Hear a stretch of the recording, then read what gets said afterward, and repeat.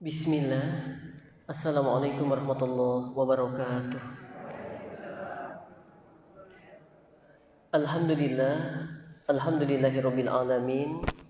Assalawatu wassalamu ala rasulina karim Muhammadin sallallahu alaihi wasallam wa ala alihi wa ashabihi ajma'in, amma ba'd. Faqala Allah ta'ala fi kitabihil karim ba'da an a'udzu billahi minasyaitonir rajim. Ya ayyuhalladzina amanu ittaqullaha haqqa tuqatih wa la tamutunna illa wa antum muslimun.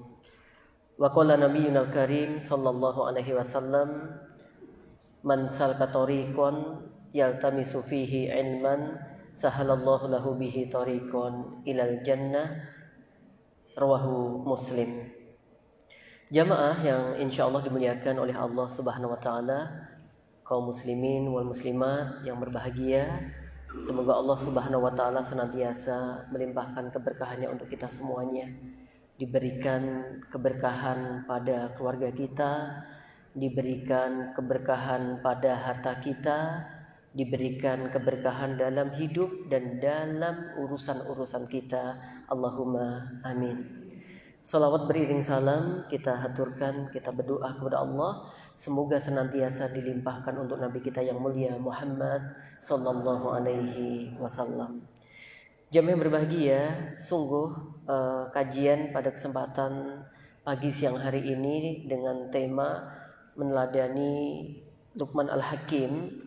Ya, tentu ini juga menjadi motivasi tersendiri bagi saya sebagai penyampai yang diamanahi untuk menyampaikan materi, dan semoga bisa mendatangkan dengan izin Allah kemanfaatan untuk kita semuanya.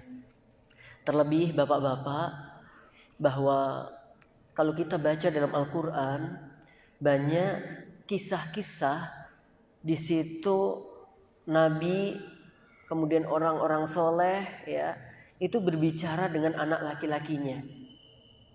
Misalkan kita lihat di sana di Nabi Nuh alaihissalam, yaitu berbicara dengan putranya Kan'an. Kemudian di sana Nabi Yakub alaihissalam berbicara dengan putra-putranya, ada Bunyamin, ada Yusuf dan seterusnya. Kemudian di sana ada kisah bagaimana Nabi Ibrahim berdialog dengan putranya, yaitu Nabi Ismail. Ya. Dan tidak kalah pentingnya yaitu bagaimana Luqman Al-Hakim yang mendapatkan gelar Al-Hakim karena banyak hikmah yang diberikan oleh Allah kepadanya, dan darinya dengan izin Allah kita bisa banyak mengambil hikmah, juga berdialog dengan putranya. Maka di sini sebagian ulama dalam tarbiyah Islamiyah, dalam pendidikan Islam, seorang ayah hendaknya dia sangat dekat dengan anak laki-lakinya. Jangan sampai jauh. Ya idealnya bapak ibu semuanya dekat dengan anaknya. Tapi kalau kita lihat dalam ayat-ayat yang ada, bagaimana peranan seorang bapak dalam mendidik anak, khususnya anak laki-laki, ini sangat penting sekali. Karena biasanya pendidikan di rumah tangga itu lebih dititik beratkan kepada ibu. Ya kan? Ya. Kalau angel dikandani, wes melu bumu kan, gitu kan? Bu kandani anaknya, tak kandani ra gelem kae. Gitu. Kadang-kadang mesti larinya ke siapa? Ibu. Padahal di sini masya Allah, seorang ayah, seorang bapak punya peranan yang sangat penting untuk mendidik anak-anaknya. Maka ada kitab judulnya Tarbiyatul Aba atau Nasaihul Aba, ya. Nasaihul Aba qabla ukukul abna. Nasihat untuk para bapak, ya, sebelum terjadinya durhakanya para anak. Ya. Jadi nasihat-nasihat itu diarahkan dulu kepada para bapak, begitu. Yang mana bapak dia harus menjadi sosok teladan bagi anak-anaknya. Seorang bapak harus punya perhatian yang bagus kepada anak-anaknya. Kalau itu sudah dilakukan, kemudian kok ada anak-anak yang durhaka, ya, waliyadzubillah, tentu orang tua sudah barok, sudah berlepas diri darinya. Tapi kalau ternyata orang tua kemudian belum memberikan yang terbaik untuk anak-anaknya, hak-hak pendidikan anaknya nggak diberikan, nggak diwujudkan dalam dirinya, tentu seorang ayah ketika anaknya berbuat kejelekan, dia bertanggung jawab. Ya. Jangan yang ditunggu hanya apa? Syafaatnya saja. Jangan yang ditunggu hanya doa anak solehnya saja. Tapi bagaimana peranan orang tua, ya khususnya bapak, berupaya untuk menjadikan anak-anak itu dengan izin Allah menjadi anak-anak yang soleh. Terutama apalagi teladan. Sekarang kalau bicara teladan itu, sekarang anak-anak itu kritis ya Pak. Ibu-ibu pernah nggak dapet nasihat dari anaknya? Sering kan? Misalkan ibu-ibu nyuruh anak-anak mandi pagi-pagi. Ayo anak-anak yang pada mandi. Ya setelah telat sekolah. Kadang-kadang bales kan. Emang ibu udah mandi? Iya kan? Emang ibu udah mandi? Gitu. Ya sebenarnya nggak pantas anak bilang begitu. Tapi ini kenyataan. Maka yang paling aman kalau ibu-ibu mau nyuruh anaknya mandi sih. Jika nanti ketika ibu udah mandi, alhamdulillah, gitu. Sehingga tidak perlu mengeluarkan otot-otot besinya. Misalkan belum mandi, ibu udah mandi. Ngerti pora? Aku ratus, kuwi pengen dhisik nih kowe. Ben kowe ndang sekolah, ndang kowe. Anak nggak bisa nerima kayak begitu. Dia ngelihat yang penting ibu nyuruh saya belum mandi. Ibu nyuruh saya mandi tapi ibu belum mandi. Ada kejadian bapak ini punya anak laki-laki 2. Ya. Yang satu kelas 6 SD, yang satu kelas 2 SD. Nah, bapaknya ini mohon maaf, dia termasuk syaribudukhan. Ya. Perokok. Ya, dia perokok. Anaknya yang kelas 6 SD ngambil rokok bapaknya. Diambil rokok bapaknya, dirokok. Bapaknya ngerti. Marah nggak kira-kira? Marah. Sini. Pengen rokok kondi mau. Jika rokok bapak. Cah cilik ora oleh ngerokok. Gitu. Diambil sama bapaknya, dimarahi sama bapaknya. Nggak lama kemudian, sekitar 1 pekan, si anaknya yang kelas 6 tadi lagi mainan dengan adiknya yang kelas 2 SD. Pas mainan terjadi rebutan mobil-mobilan. Sing kakake gak gelem ngalah. Bapaknya datang. Le, iki wis gede, ngalah karo adikmu. Ingat. Tadi waktu dilarang ngerokok apa? Kamu jek cilik ojo ngerokok. Ketika rebutan dengan adiknya, bapaknya bilang apa? Kamu wis gede, ngalau karo adikmu. Dia keluar dari tempat itu, iya Pak, langsung ngambil rokok bapaknya. Habis itu dia rokok mak seletup gitu. Ya. Kemudian bapaknya ada sesuatu yang aneh di rumahnya, dia datangi di mana sumber asap itu berada. Ternyata anaknya di belakang Le, kowe kok ngerokok, Le? Jare bapak aku wis gede. Jamaah yang berbahagia. Maka bagaimana teladan itu penting banget. Makanya kalau mau nyuruh anak-anak zaman sekarang ini gak cukup dengan ucapan. Wujudkan dulu dengan teladan. Itu enak banget. Anak-anak bar maghrib, ayo podo maca Quran, ayo. Ibu kok WA-an? Padahal WA-an jenengan mungkin penting banget mungkin. Karena mungkin nanyakan seragamnya sekolahan. Atau ngizinkan kan seragamnya rung diumbah. Ya, tapi anak nggak mau banyak tahu tentang itu. Yang penting ketika nyuruh baca Quran ya pengen ibu-ibunya juga sedang megang Quran. Begitu. Nanti jangan terus Quran, ini dibuka judulnya dikai HP. Gitu. Nah ibu yang membaca Quran loh, gitu ternyata. Ya, jamaah yang berbahagia insyaallah dimuliakan oleh Allah Ta'ala. Oke, pentingnya pendidikan Masya Allah. Nah, dan kisah Luqman ini Masya Allah kalau saya baca di beberapa penelitian ya, ada yang skripsi, ada yang tesis, bahkan ada yang disertasi membahas ini tidak ada habisnya. Ya, dalam surah Luqman ini. Ya, dan hikmah besar yang bisa kita ambil dari pelajaran dari ayat-ayat ini. Kita mulai dari ayat 13 surah Luqman.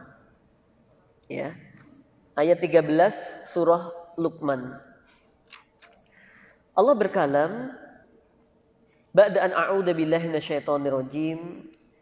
Wa idh qala Luqmanu libnihi wa huwa ya'idhuhu ya bunayya la tusyrik billah innasyirka ladzulmun 'adzim wa wassaynal insana biwalidayhi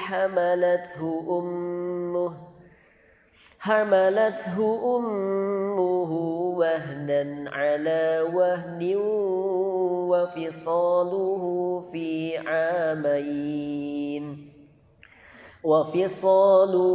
في عامين أن اشكر لي ولوالديك إلي المصير وإن جاهداك على أن تشرك بي ما ليس لك به علم فلا تطعهما وصاحبهما في الدنيا معروفا واتبع سبيل من أناب إلي ثم إلي مرجعكم فأنبئكم بما كنتم تعملون.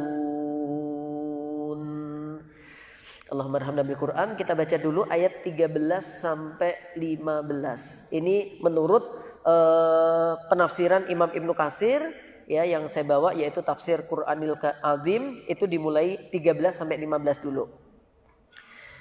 Dan ingatlah ketika Luqman libnihi, dia berkata kepada putranya, wa id qala Luqmanu libnihi, dan ingatlah ketika Luqman dia berkata kepada putranya, kepada anak laki-lakinya, wa huwa ya'iduhu, dan dia Luqman memberikan nasihat kepada putranya, ya bunayya, wahai anakku, la tusyrik billah, janganlah kamu berbuat syirik kepada Allah. Inna syirka la zulmun azim. Sesungguhnya kesyirikan itu kedoliman yang besar. Naam. Jemaah berbahagia yang insyaallah dimuliakan oleh Allah Subhanahu wa taala. Sebelum kita bacakan sedikit dari tafsirnya, kita sampaikan bahwa bagaimana para ulama memberikan pengetahuan kepada kita terkait siapa itu Luqman Al-Hakim. Ada yang berpendapat bahwa beliau adalah seorang nabi, akan tetapi yang masyhur bahwa beliau adalah seorang wali. Beliau adalah seorang waliullah, beliau adalah seorang laki-laki yang soleh. Ya, ini yang saya lebih cenderung mengambil pendapat yang ini.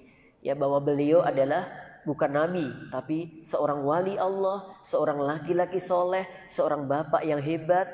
Ya, yang profesinya juga disampaikan oleh ulama, ya, ada yang berkata bahwa beliau itu seorang penjahit, ya, khoyyat, ya. Ada juga yang mengatakan dia seorang ro'in. Ro'in itu apa? Tukang penggembala, angon wedus. Kayak saya jamaah, kelihatan nggak kalau saya ini bang angon wedus? Ya, saya ini tukang angon wedus sejak kelas 2 SD sampai SMP kelas 3. Jadi saya akrab dengan wedus itu sampai bisa berkomunikasi dengannya. Ya, ya nggak komunikasi mudeng banget ya, enggak, pakai bahasa internasional, namanya bahasa isyarat.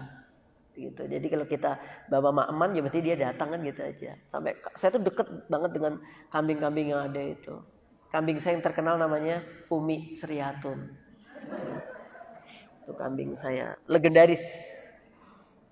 Oke. Nah, ada yang mengatakan beliau seorang tukang ya tukang kayu dan seterusnya. Tapi pada prinsipnya beliau orang yang sangat sederhana. Adapun dari mana beliau berasal juga terjadi perbedaan pendapat para ulama. Ya, mohon maaf tadi profesinya ada yang mengatakan seorang qadhi. Qadhi itu apa? Hakim. Ya, hakim. Berarti kalau hakim lebih kepada orang yang cukup terpandang kan? Tapi banyak yang lebih memilih bahwa beliau itu bukan orang terpandang, tetapi memang orang yang sangat sederhana. Ya, secara fisiknya.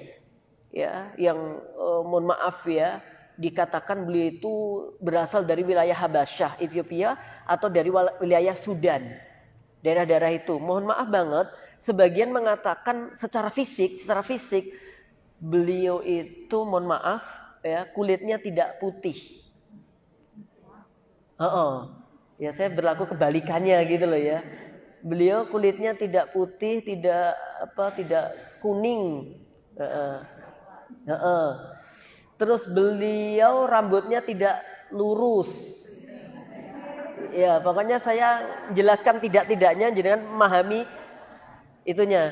Terus mohon maaf, bibirnya beliau ada yang mengatakan tidak tipis.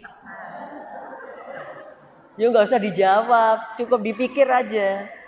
Iya, jadi badannya kulitnya tidak terlalu kuning atau putih, kemudian rambutnya tidak terlalu lurus, kemudian bibirnya tidak terlalu tipis, terus kakinya juga tidak pecah.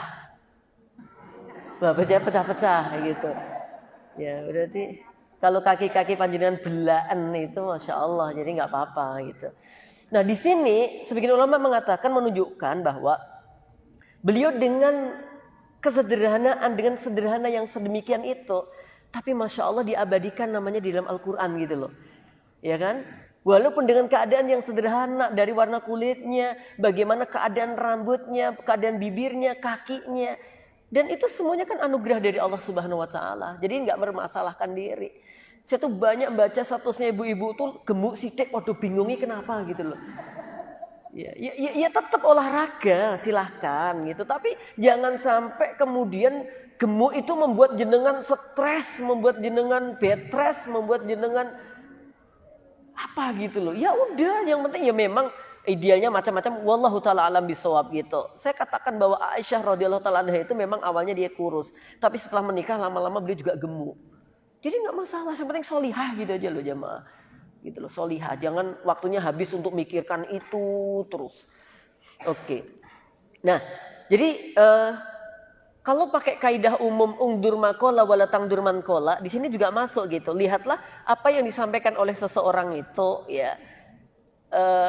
Apa yang disampaikannya, kita tidak fokus kepada fisik orangnya, gitu. Jadi bahkan Nabi mengatakan, kalaupun nanti di akhir zaman karena banyak fitnah, bakal menjadi pemimpin darimu adalah seorang budak Habasyah yang seolah-olah secara seterata masyarakat kayaknya nggak punya nilai. Tetap aja selama dia berpegang teguh kepada Allah dan Rasulnya, ikuti nasihat-nasihatnya. Begitu jamaah yang berbahagia. Apalagi Luqman Al-Hakim ini Masya Allah. Sederhana begitu, tapi namanya diabadikan dalam Al-Quran dengan nama yang baik. Karena ada yang diabadikan tapi nggak baik. Contohnya Fir'aun, Abu Lahab. Diabadikan tetapi tidak baik. Nah, kemudian Luqman Al-Hakim ini memberikan perhatian kepada anaknya. Ya, yang perhatiannya luar biasa. Panitia, karena saya rutin di Kemis kedua ya.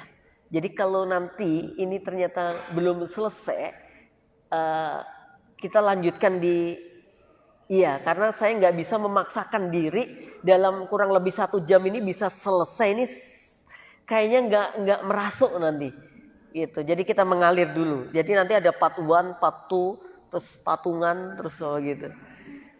Oke.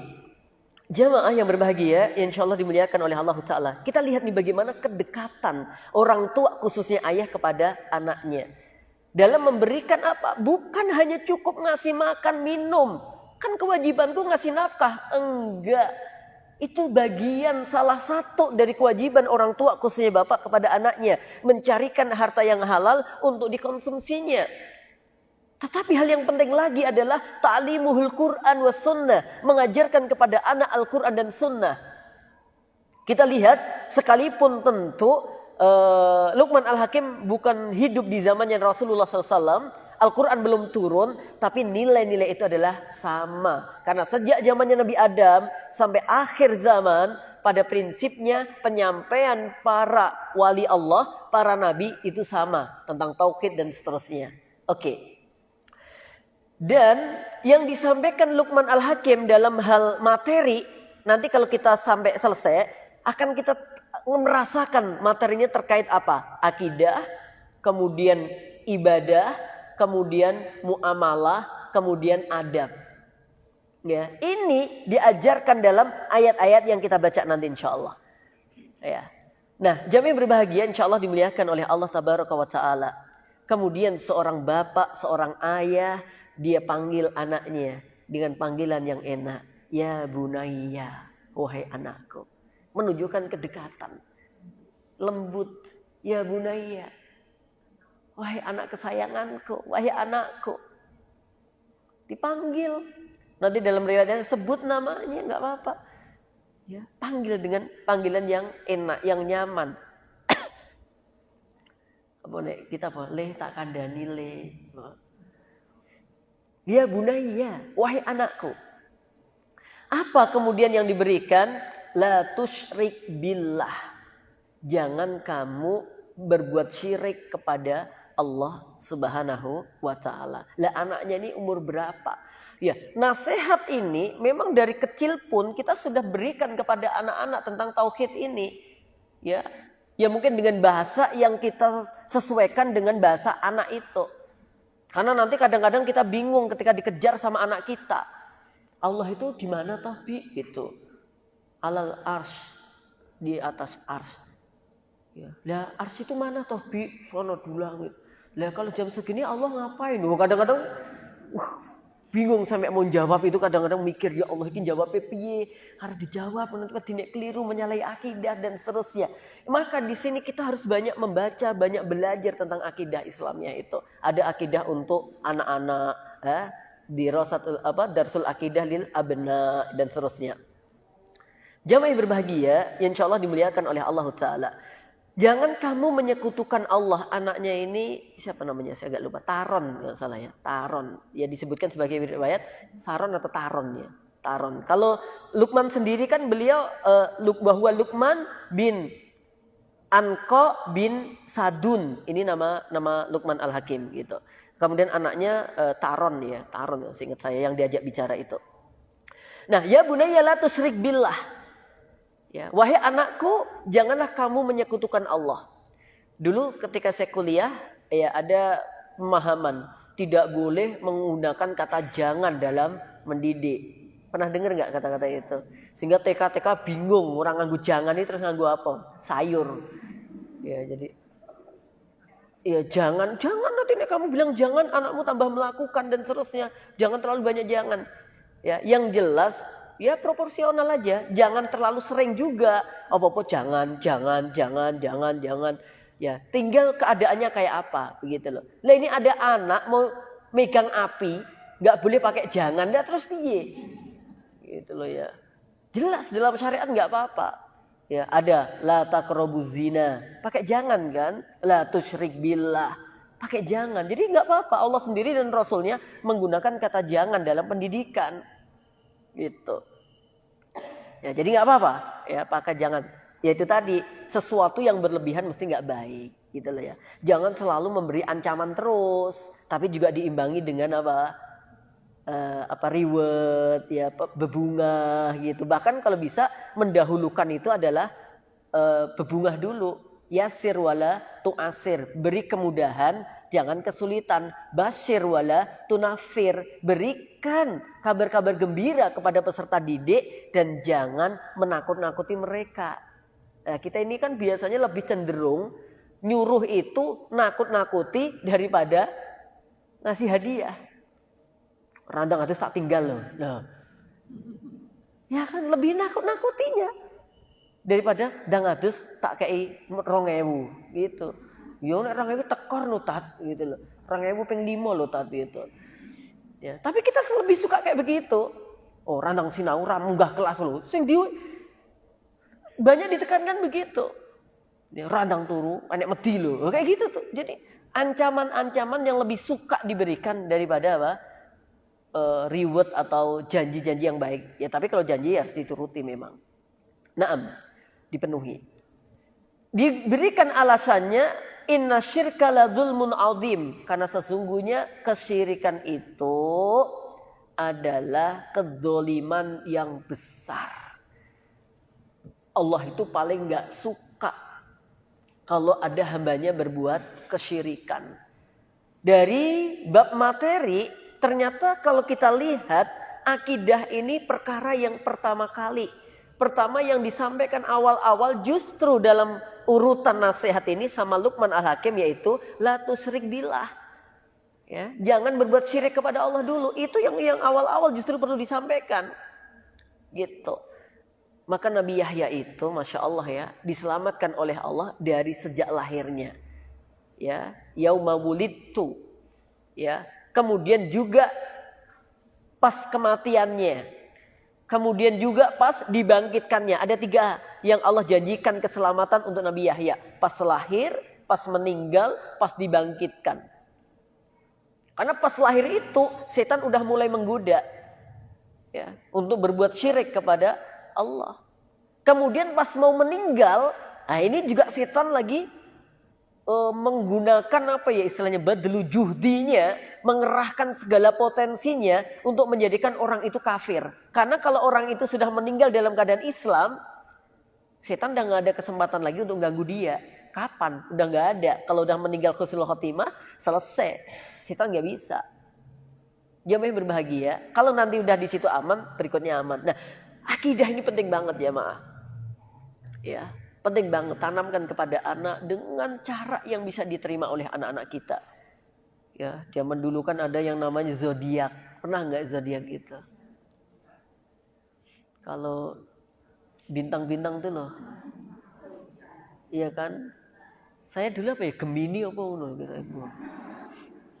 Ya. Dulu katanya gitu dicek anak sing Leo, anak sing Cancer.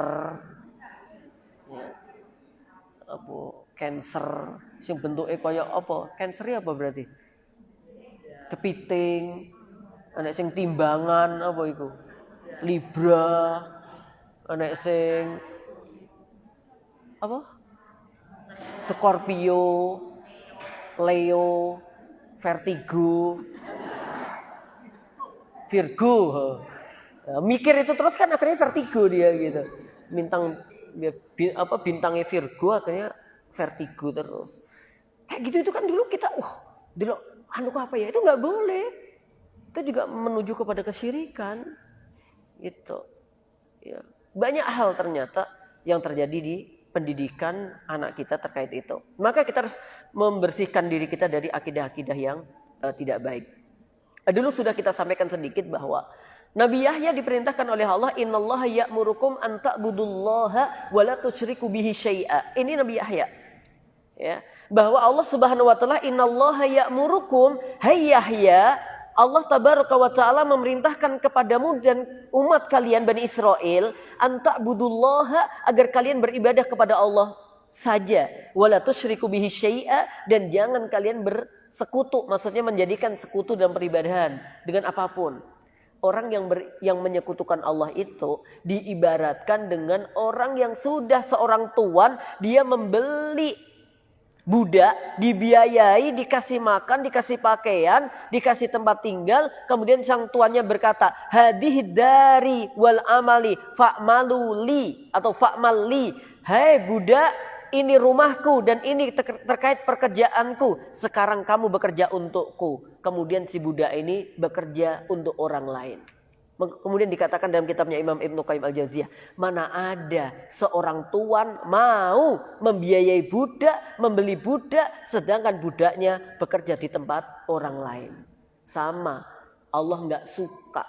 Ada hamba-hamba yang sudah dikasih hidup oleh Allah, dikasih oksigen oleh Allah, dikasih rizki oleh Allah, kemudian dia beribadah kepada selain Allah. Allah nggak suka banget. Maka Allah benci banget yang namanya kedoliman. Ya, kita gibah, ya dolim. Kita mencuri, iya itu dolim. Seseorang membunuh, iya itu dolim. Itu kedoliman-kedoliman. Tapi induknya yang paling besar dari kedoliman itu adalah syirik kepada Allah. Bahkan kalau orang syirik, ya Allah nggak akan ngampuni apa dosa-dosanya. Di dalam kitabnya Imam Ibnu Qayyim Al-Jauziyah terkait dengan madakhilus syayatin ala solihin, perangkap masuknya setan kepada orang-orang soleh yang pertama kali adalah melalui pintu syirik. Oke, jamaah, tentang syirik ini tolong nasihatkan kepada diri kita, kepada anak-anak supaya kita menjauhinya, supaya kita meninggalkannya. Wa wassaynal insana biwalidayhi hamalathu ummuhu wahnan ala wahnin wa fisaluhu fi amaini anishkur li waliwalidayka ilayyal masir. Jadi wasiat yang pertama tadi dari Luqman Al-Hakim untuk putranya agar menjauhi apa? Perbuatan syirik. Nasihat yang kedua yang disampaikan oleh Luqman Al-Hakim kepada putranya yaitu birrul walidaini. Ya, birrul walidain, berbakti kepada kedua orang tua. Bapak Ibu punya orang tua? Ya sudah situ. Tapi punya kan? Bukan lahir dari batu yang pecah atau seperti Mr. Bean yang ceblok dari lampu, bukan seperti Sunggokong dari batu yang terbelah. Ya, nggak ada. Kita semuanya punya orang tua. Ya, maka kita dinasihati oleh Luqman Al-Hakim agar kita bisa berbuat baik kepada keduanya. Wa wassaynal insana biwalidayhi, dan telah kami wasiatkan agar ya seorang hamba itu senantiasa berbuat baik kepada kedua orang tuanya. Yang mana orang tuanya itu hamalathu ummuhu wahnan ala wahan, yang dulu terutama ibu ya di sini ya. Ibu itu telah mengandungnya berat, susah, di atas berat dan di atas susah. Ya. Ibu-ibu masih ingat waktu hamil? Gimana rasanya? Iya. Seneng ya? Seneng banget. Saya ingat istri saya ketika hamil yang keempat, hamil yang kelima, hamil yang lima. Nah, anaknya yang keempat itu belum disapi. Jadi bisa Masya Allah menyusui 2 anak. Hebat saya bilang. Ya. Nah sebelum itu kadang-kadang si anak nomor 4 tuh minta gendong. Ya ditumpangke ning nggon anune kuwi. Jadi alhamdulillah karena hamil kan ada tempat untuk gitu loh, untuk apa sebagai dudukannya gitu loh. Jadi karena hamil gede, gendong anak sing nomor 4, jadi ada dudukannya gitu loh. Jadi rodok nyangkut gitu loh, jadi rodok penak-penak. Ya Allah, wis ngono cek umbah-umbah, cek isah-isah. Ya Allah, kalau saya lihat wanita itu, maka kalau udah hamil itu kayaknya kecantikannya berubah di perutnya. Gitu. Terus nyawang meteng itu kan ya Allah. Gitu loh. Tapi tak tanya, Dek, tidurmu ya penak Eka gitu. Oh gitu. Tapi saya nyawangnya itu loh jamaah. Mek glubik rono. Nek lali murep ngono. Ya Allah, gitu saya tuh lihat kalau ada ibu-ibu lagi belanja gitu tuh ya. Kok betotong apa? Gitu tuh, ya Allah, alangkah beratnya yang dirasakan gitu tuh loh. Makanya kalau ada anak kok getak wong tuwek, saya tuh paling nangis jamaah. Terlepas itu agamanya apa, terlepas itu anaknya siapa. Kalau sampai tega bentak orang tua itu, kalau boleh berbuat kita berbuat gitu loh jamaah. Gak tega banget lah ya. Tega banget kalau sampai ada anak kok sampai berkata buruk kepada kedua orang tuanya itu. Ya. Saya itu kalau sudah simbok matur gini.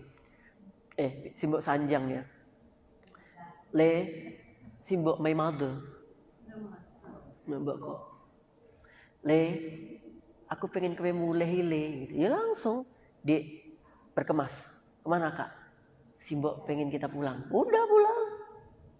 Gitu. Le anu ali-aliku kok rada seret ya le ya. Apa tuh mbak? Njaluk ijol gitu. Oh ya udah. Dek, keluarkan dek. Kenapa? Simbok pengen agak longgar dikit ali-alinya gitu. Berarti kan nambah cc itu nanti. Ya, tapi kan orang tua apa sih? Bapak minta ini deh. Anta wa malu kali abika. Kamu dan hartamu itu milik bapakmu, milik orang tuamu. Nggak ada hak bagi kita untuk pelit pada orang tua. Anta wa malu kali abika. Berikan. Gitu. Dan itu kebahagiaan. Masya Allah. Makanya ngenang-ngenang bocah sama menenangkan orang tua itu paling angel menenangkan orang tua. Bocah itu misalkan rame, nesuk, baru ngono tukone es krim, selesai masalah. Orang tua ngambek. Kayak es krim. Tambah membeku. Makanya jangan sampai ya. Kalau ada hal-hal misalkan jenengan punya harta nih ya, punya uang, punya harta. Terus mohon maaf ya, mungkin di sisi lain kayaknya boros itu orang tua. Tapi kalau kita pandang itu masih ada nilai-nilai manfaatnya, nggak apa-apa menurut saya. Contoh, ada jamaah saya di Jaten, itu orang tuanya, ya, itu memang kadang-kadang setiap enek wong dodolan ndok kampung itu mesti dibeli. Gitu. Padahal kan telur itu usianya berapa waktunya kan ya? Tapi masalah setelah dibeli gitu, itu nanti dikasihkan orang lain. Gitu. Memang dari sisi ini kayaknya nggak terlalu bermanfaat, ya. Mungkin dia beli, ya ora dimaem dhewe, ora digodhog, tapi kasihkan orang lain. Yang perlu kita lihat dua. Yang pertama, kalau itu membuat beliau senang, bahagia, dan kita ada uang untuk membelikannya, menurut saya nggak apa-apa. Apalagi kemudian itu dikasihkan ke orang lain, menjadi sedekah untuk ibu jenengan dan uang itu dari jenengan juga ngalir. Lah kadang-kadang perkara yang kayak begitu, itu anak nggak bisa nahan diri. Mencoba untuk menasihati orang tua, gubiak rame ternyata. Arep nolong wonge mbok penging, udah terno aku ning gone adikmu, selesai wis. Gitu. Minta diantarke ke adike kono. Tasku terno neh, klambiku lemari terno rene kabeh. Ini nesu, itu tuh nesu jamaah jenengan. Anu tuh, ibu pengen tindak mriko. Itu bukan piknik, itu nesu sama jenengan. Dinesoni ramudeng. Ini repotnya jamaah. Oke, ya Allah orang tua yang telah mengandung kita, yang telah melahirkan kita. Ya Allah, ini mohon maaf kalau tadi bapak-bapak, ini ibu-ibu tuh Masya Allah. Ya saya sampaikan jazakumullah khairan kalau jenengan sudah menjadi ibu-ibu yang sabar. Ya Allah, itu menjadi nilai pahala tersendiri bagi panjenengan, kesabaran panjenengan itu. Ya, nangis anak-anak, sing tangis apa nek bengi anak-anak nangis. Pak gugah mboke. Iya, karena seorang ibu ketika dia anak nangis biasa wong dia kapan tidurnya. Kesel dia jadi ya krungu, tapi udah ra apa-apa aku tak turus sih. Sing ra betah kan bapake. Kae lho anak pipis udah diganti toh gitu. Ya, dia bangunkan itu bukan empati kepada anaknya karena tidurnya merasa terganggu. Kadang-kadang begitu. Maka Masya Allah ya. Bagi ibu-ibu itu yang masih macam-macam ya. Sabar banget. Ya, didik anaknya, nyuapin, kadang dimutse, ya nek panas. Habis itu kemudian didulangke. Kadang-kadang ya dimut dilek pisan. Karena mungkin dia lapar ya. Makanya lembut. Jamnya berbahagia loh. Ibu-ibu itu ngentek ke mak-ame anak-anak. Maksudnya gini loh. Mak anaknya 5 misalkan gak entek. Siapa sih ngentek ke? Ibu. Jadi mohon maaf ketika memang jenengan gemuknya itu gemuk yang dalam rangka menghilangkan kemubadiran itu. Pahala itu. Bapak mak marem-marem rantai. Walah halai maneman tak entek ke.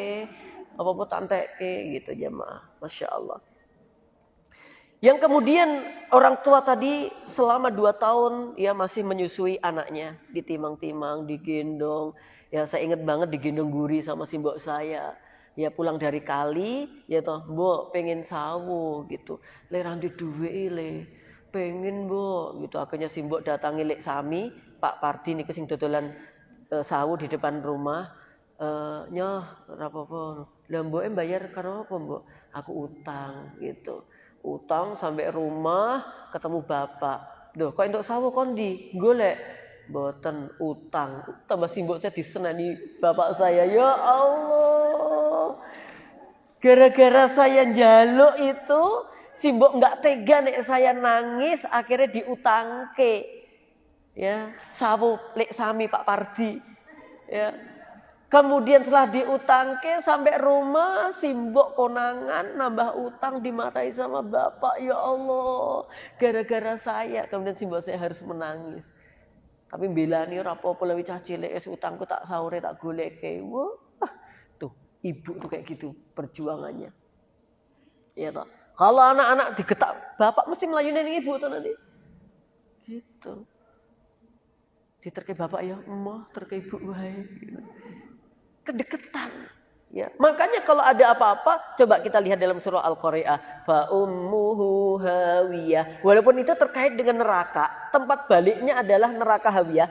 Kita bukan bicara itunya, tapi tempat kembali itu ibu gitu loh. Fa ummuhu hawiyah. Intinya bahwa ummuhu, pokoknya baliknya apa-apa itu biasanya ke ibu. Ada masalah itu ke ibu, ada masalah itu ke ibu begitu. Ya. Masalah benik, ucul, bapak atau ibu? Ibu. Oke. Kemudian diperintahkan oleh Allah dua hal yang sangat jelas sekali. Anishkurli waliwalidaik. Coba kita lihat ayat ini, potongan ayat yang ke-14 ini ya. Ketika kita sudah sadar, ngerti, faham apapun yang dilakukan kedua orang tua kita untuk kita, ya, dengan segala perjuangannya, apa kata-kata di sini? Anishkurli, bersyukurlah kamu kepadaku kata Allah. Ya, bersyukurlah kamu kepadaku kata Allah. Sekalipun kalimat ini sebenarnya yang mengatakan adalah Allah, ya, tetapi kita masukkan sekalian ke nasihatnya Luqman Al-Hakim. Ya. Jamaah yang berbahagia, bersyukurlah kepadaku. Ya, kata Allah, dan berterima kasihlah kepada kedua orang tuamu. Bersyukur kepada Allah, berterima kasih kepada kedua orang tua. Ya, kalau orang tua ini masih ada, alhamdulillah, masih ada surga di tengah-tengah kita dengan segala dan berbagai caranya. Jangan sampai orang tua kita meninggal dalam keadaan beliau berdua marah sama kita. Ya, terlepas kadang-kadang orang tua pun memang ada salah memang. Gak ada orang tua yang maksum, gak ada. Tapi kita tetap harus sadar bahwa kita ini posisinya anak, jamaah. Ya, gak ada yang bisa kita berikan sesuatu pada orang tua untuk bisa membalas budinya. Gak ada. Sekalipun Ibnu Umar ngerti ada orang gendong ibunya, bapaknya, tawaf, sa'i, belum sebanding dengan kebaikan orang tuanya. Ibaratnya orang tua itu ngurusi kita supaya gede. Tapi kebanyakan orang anak ngurusi orang tuanya menjelang matinya, menjelang kematiannya. Ya kan? Kebanyakan begitu. Kalau orang tua didik kita supaya besar, orang tua didik kita supaya sejahtera, bahkan ya Allah, ya, orang tua itu kalau makan gitu tuh kadang-kadang mikir anaknya. Ya, pernah saya makan sama Simbok, saya bawakan ayam panggang dari Solo. Anak-anaknya sebagian masih di Jakarta, di Bandung. Dia sebut anaknya satu-satu. Ji, Ti, ya, aku maem se ya, gitu. Mbok, ngapain? Saya bilang gitu. Yo kelingan mbak-mbakmu, mas-masmu le, kono ora ngerti aku maemi podo sing ade maem apa ora. Ini mak kelengan gitu. Ya Allah, orang tua tuh begitu. Kita sing dipikir kayak kadang-kadang gagas belas. Gitu. Dipikir mangan enaknya wak ora ora mikir belas. Tapi beliau pikirkan kita jamaah. Kadang-kadang tuh ya Allah sebenarnya ya saya tuh mampu ya insya Allah kalau mau beli mau apa gitu. Cuman Simbok itu ya misalkan punya gedang gitu ya. Itu ya dipaketke iso teko Solo gitu. Le, iki gedange. Hampir tiap Senin itu mesti beliau ngirimi botok ke saya. Botok melanding itu mesti. Hampir setiap Senin itu saya mesti favorit saya botok itu jamaah. Itulah orang tua itu kalau Masya Allah mikirkan ke anaknya itu totalitas tanpa batas. Tapi kita sedikit direpoti ngono langsung. Oh, kurang ngerti yang lagi repot. Ya Allah. Gak ada sebaik apapun yang kita lakukan bisa menebus dari kebaikan orang tua. Kecuali dua. Kapan itu? Orang tua menjadi budak, kita merdekakan beliau. Yang kedua, ketika orang tua sedang perang, ditawan musuh, kita bebaskan dari musuh. Baru itu kita bisa membalas budi orang tua. Kalau enggak ada. Oke. Jamaah yang berbahagia. Wa in jahadaka ala an tusyrika bima laysa laka bihi ilmu fala tuti'huma. Tetapi Allah memberikan catatan di sini. Ya, Allah kasih catatan, dan jika misalkan nih kedua orang tuamu memaksamu, ya kalau perkataannya Imam Ibnu Katsir, harroso alaika kulli harsin, kulli hirsin. Kedua orang tuamu mencoba untuk memaksamu ala antusyrika bi, supaya kamu berbuat syirik kepadaku, kata Allah, ma laisa laka bihi ilm, yang kamu tidak ada ilmu di dalamnya, fala tuti'huma, jangan kamu lakukan. Jamaah, hormat kita kepada orang tua, oke, iya. Bakti kita kepada beliau, iya. Tapi kalau memaksa kita untuk berbuat maksiat, untuk berbuat kesyirikan apalagi, kita tidak boleh melakukannya. Tapi ingat catatannya, wasahibahuma fid dunya ma'rufa. Tetap kamu harus berbuat baik kepada kedua orang tuamu. Sekalipun ada prinsip-prinsip yang berbeda. Bahkan sekalipun berbeda dalam urusan agama. Wasilah beliau, lahirlah kita. Apalagi mung beda fikih. Ya Allah, ini loh jamaah kadang-kadang. Saya tuh pernah diminta menikahkan seseorang. Dia datang ke tempat saya, tolong saya dinikahkan. Oke. Dengan siapa? Dengan dia kan yang datang ke saya laki nih. Kemudian dengan si akhwat itu. Loh, bukannya yang paling berhak menikahkan putrinya adalah bapaknya? Iya Ustaz. Tapi ini bapaknya kafir. Oh, kafir? Ya. Tak cek gitu kata-kata kafir itu apa gitu. Ya Allah, mung beda pemahaman. Astagfirullah. Ya. Ya ini memang agak saya ini sedikit ya. Jadi gara-gara cuman beda sedikit langsung mengkafirkan. Ngeri banget saya bilang. Oh mohon maaf. Yang menjadikan kafir pemahaman tentang apa sih? Gitu. Dia jelaskan ini. Oh maaf. Saya menganggap bahwa hal-hal itu tidak menjadikan kafirnya seseorang. Gitu. Saya tidak berani menikahkan karena tetap orang tuanya yang berhak untuk menikahkan. Gitu jamaah. Ya. Jadi nggak mudah, apalagi urusan takfir, urusan mengkafir-kafirkan itu sesuatu yang sangat besar. Ya, apalagi ini cuman beda fikih, beda pemahaman, nganggep orang lain sudah kafir. Kan ngeri banget. Ya. Jamaah, wasahibahuma fid dunya ma'rufa. Lakukan bermuamalah yang baik kepada keduanya. Pernah ini sampai Asma ya bintu Abu Bakar ditegur ya, gara-gara beliau ketika ibunya waktu itu masih dalam keadaan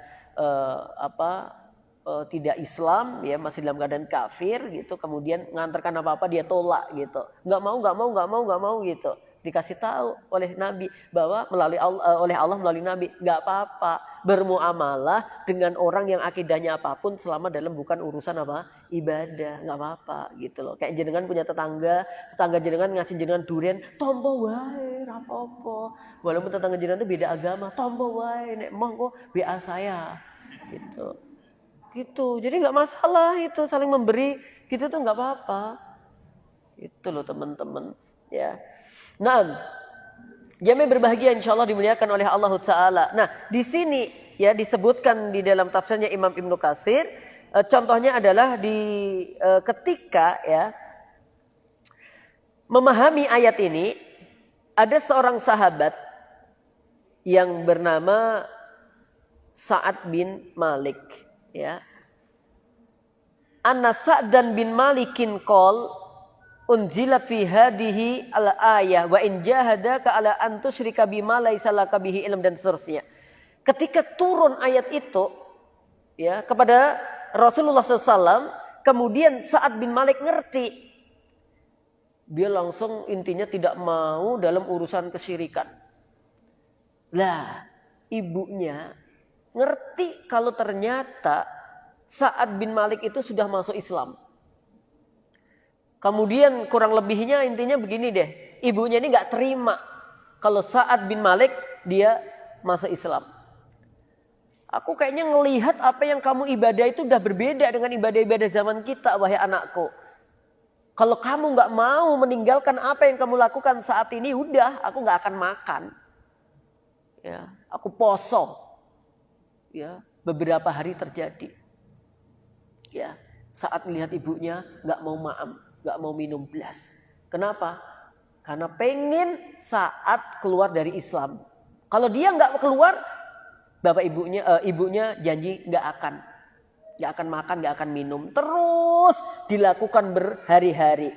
Setelah itu, saat menemui ibunya, ya ummah, wahai ibuku, ta'lamina, hendaknya ibuku mengetahui, engkau mengetahui wahai ibuku, wallahi, demi Allah, lau kanat laki mi'atu nafsin fa kharajat nafsan ma taraktu dini hada li syai'in fa in syi'ti fakuli wa in syi'ti la ta'kuli fa akalat. Jemaah, jadi beberapa hari ini ibunya ngancem Sa'ad bin Malik supaya meninggalkan agama Islam. Ngancem kalau kamu nggak tinggalkan Islam, aku nggak bakal makan, aku nggak bakal minum. Dan itu dilakukan sama ibunya. Bener-bener gak makan, gak minum berhari-hari. Ngelihat keadaan kayak begitu, saat nemu ibunya, wahai ibuku, demi Allah ya, demi Allah ya, demi Allah, sekiranya ibu punya nyawa 100, ya, punya nyawa 100, dan itu keluar satu persatu per hari misalkan, ya, ibu nggak makan, nggak minum, terus ibu sedo, kemudian nyawanya masih ada 99 kan gitu. Ya, kemudian ibu ngancem lagi, ya, ibu nggak makan, nggak minum, sedo lagi, ngantek ping 100, keluar dari jasadnya ibu, mataraktu dini, aku nggak akan tinggalkan agama ini, nggak akan pernah aku tinggalkan. Oleh karena itu wahai ibuku, menawi ibu kerso, fa in syi'ti fakuli, silahkan dahar kemawon. Wa in syi'ti, tetapi kalau ibu tetap nggak mau maem, nggih monggo. Fa akalat mah ini luwe kan,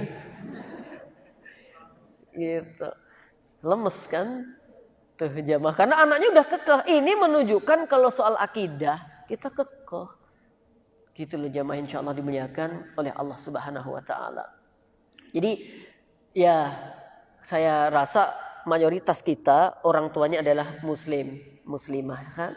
Jadi artinya bahwa kesabaran kita harus lebih besar tentunya dalam mengajak beliau untuk berbuat baik gitu. Jangan kasar lah gitu. Kalaupun qadarullah ternyata ada yang berbeda akidah, tetap wasahibahuma fid dunya ma'rufa. Kita tetap berkewajiban untuk berbuat baik kepada keduanya. Oke. Jamaah berbahagia yang insyaallah dimuliakan oleh Allah Subhanahu wa taala. Ini yang kedua. Yang pertama tadi apa? Wasiatnya menjauhi perbuatan syirik. Yang kedua, dalam surah Luqman ini diperintahkan kita berbakti kepada kedua orang tua. Ya, sekarang yang ketiga. Kayaknya hari ini sampai ketiga dulu ya. Gak apa-apa kan Mas Panitia? Gak apa-apa. Karena insya Allah kita rutin, nanti kita bisa sambung supaya bisa lebih enak. Ayat yang ke-16. Ya bunayya innaha in taku mithqala habbatin min khardal fatakun fi sakhratin aw fis samawati aw fil ardi ya'ti bihallah innallaha latifun khabir. Ya bunayya. Yang menyebut ya bunayya tadi siapa? Siapa? Kepada siapa? Anaknya. Wahai anakku.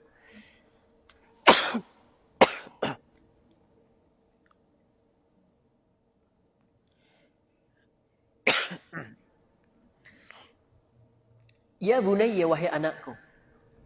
Innaha, sesungguhnya in taku misqala habbatin min khardal, kalau saja ada keburukan sekecil, ya kalau biasanya di bahasa Indonesia dimudahkan sekecil biji sawi gitu ya. Min khardal, misqala habbati min khardal, keburukan yang beratnya itu seberat miskola habbatin biji min khordal, sesuatu yang kecil, ya sesuatu yang kecil diantaranya ya sawi gitulah. Fatakun fi sakhratin, yang itu berada di atas batu atau di langit atau di bumi, ya'ti bihallah, maka Allah ahdarallah, Allah bakal mendatangkannya. Innallaha latifun khabir, sesungguhnya Allah dat yang maha lembut lagi maha mengawasi. Oke. Berarti yang ketiga adalah waspada terhadap kejelekan. Ya. Jadi Luqman Al-Hakim menasehatkan putranya agar waspada kepada apa? Kejelekan sekalipun itu kecil. Bahwa setiap keburukan yang dilakukan oleh seorang hamba yang itu di atas batu, di langit, maksudnya adalah ketika itu berada di bawah batu, di bawah tanah, al-ardina, as-sab', ya bumi yang 7 lapis, kejadiannya itu di bawah sana jamaah, ya melakukan kejelekan, ya, atau di langit jauh di atas sana melakukan kejelekan, atau dimanapun deh. Ini untuk menunjukkan bahwa ketika seorang hamba melakukan keburukan yang kecil tersembunyi, gak kelihatan menurutnya, dimanapun dia lakukan, kecil gak kelihatan, sedikit gak ada yang ngerti, seolah-olah begitu. Pada hari kiamat Allah bakal menghadirkannya. Allah bakal menghadirkannya dari keburukan tadi. Wa may ya'mal mithqala dzarratin khairan yarah wa may ya'mal mithqala dzarratin syarran yarah. Naam. Jamaah yang berbahagia. Jadi kejelekan ini diawasi sama Allah. Maka Allah katakan bahwa di antara tanda dari hamba Allah yang bertakwa itu apa? Dalam keadaan sepinya dia semakin baik. Dalam keadaan sendirinya dia semakin soleh. Kita ini kan solihah pas akeh wong kadang-kadang. Iya enggak? Nek pas akeh wong gitu no, misalkan minum maem no, wah hati-hati banget tutuli. Iya. Iya. Hati-hati meh ceblok gitu. Iya gitu. Pas dhewe, wah. Jerembo. Gitu. Nah, kadang-kadang kita begitu, soleh, baik, itu pas di tengah-tengah orang. Ya pas sendirian, saya lagi ada tamu jamaah, tamunya bawa anak gitu. Lah tamunya ini ngobrol, oh alhamdulillah Ustaz kalau saya itu berupaya jaga tahajud itu dengan begini-begini. Nah, anaknya ngomong, kapan ibu tahajud?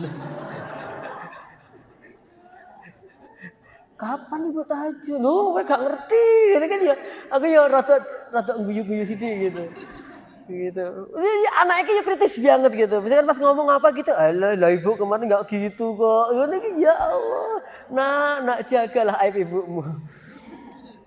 Jadi unik, anak itu kan nggak bisa di ini gitu ya. Wah ibu nggak gitu ya gitu. Makanya paling ngerti kita itu ya keluarga kita. Jenengan mau di luar mau masya Allah, yarhamukallah, yahdikumullah kayak apa.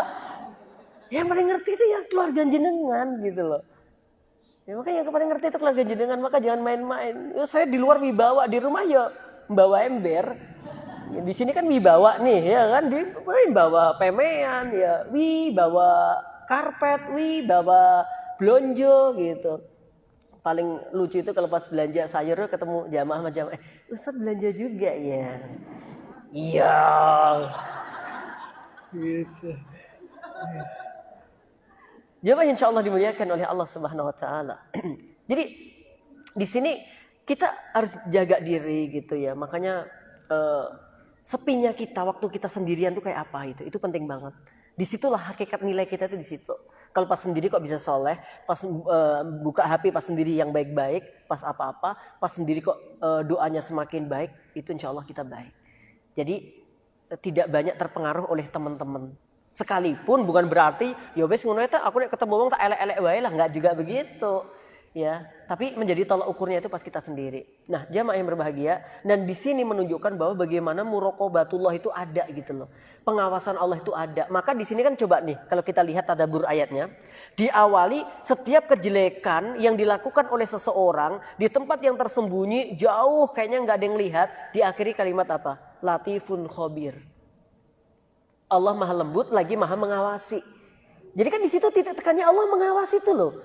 Apapun yang kita lakukan, ya, kan banyak mereka itu sekarang, mohon maaf ya, melakukan keburukan, korupsi, yang penting aman. Menurutnya, ingat pengadilan yang seadil-adilnya adalah besok di akhirat. Jaksa di dunia bisa dibeli nggak kira-kira? Banget. Saksi di dunia bisa dibeli nggak kira-kira? Banget.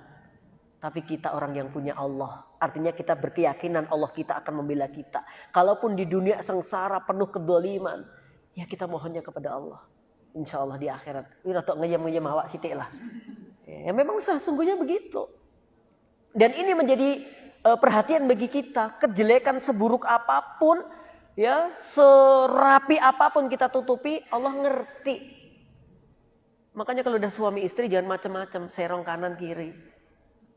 Ya, pasangan juga akan ngerti. Karena garwo itu sigarannya apa? Nyawa. Ada perubahan. Biasanya nyiapke teh kok wis seminggu kira nyiapke teh. Gitu. Biasanya mulai gawake roti. Kok sekarang roti ini diterkining sopo ya? Gitu loh ya. Biasanya saya di WA hati-hati, kok sekarang kok nggak ada WA hati-hati. Adanya kaki-kaki. Ada apa ya? Garwo sigarane nyowo terasa tuh jamaah. Ya.